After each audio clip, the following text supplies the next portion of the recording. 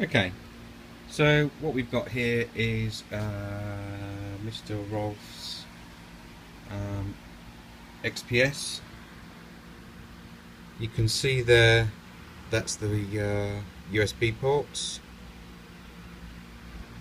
It's totally stripped out, ready to go. There's the lid. That's the hard drive, keyboard and top.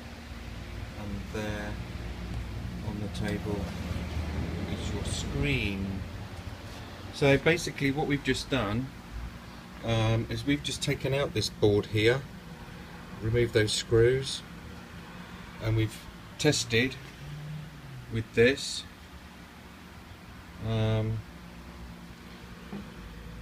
continuity from the prongs that are in the front of the USB port to the accessible points of solder on the underneath at the back of the ports, and there's no problems with them. So we think maybe the next stage is going to be this ribbon.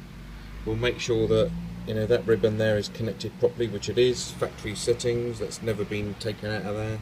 The other side of that, which is basically goes in there, we'll make sure that that's in securely.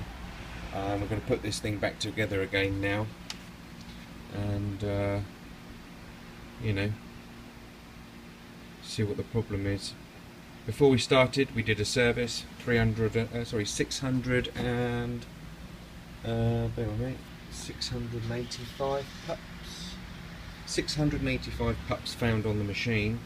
So they were removed in safe mode, then restarted, and we still had no power to, or no reception from USB ports. So that was at the point where we contacted the customer via email, because we haven't got a phone number, or if we have got a phone number, he stated that he'd rather receive an email, so we're waiting for him to call. In the meantime, from there we decided that okay, we need to have a quick look at this and make sure that we're dealing with not dealing with a hardware issue, with the shaky hand syndrome that we could have been looking up against as a potential cause of USB port failure. They do seem to be there. Now, it's debatable as to whether you'd want to bung a second-hand replacement entire board in there in case there are issues with any of the other small components on that board. It's an entirely separate board. There it is.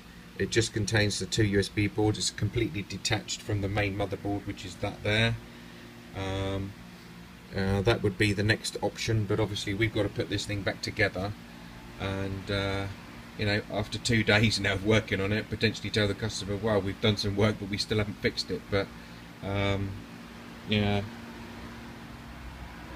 so we're going to put this thing back together now and see if, just by sort of taking it apart, and if there's anything loose in there that might have caused the USB ports to stop working, has been resolved. If not, I think last resort is a factory restore.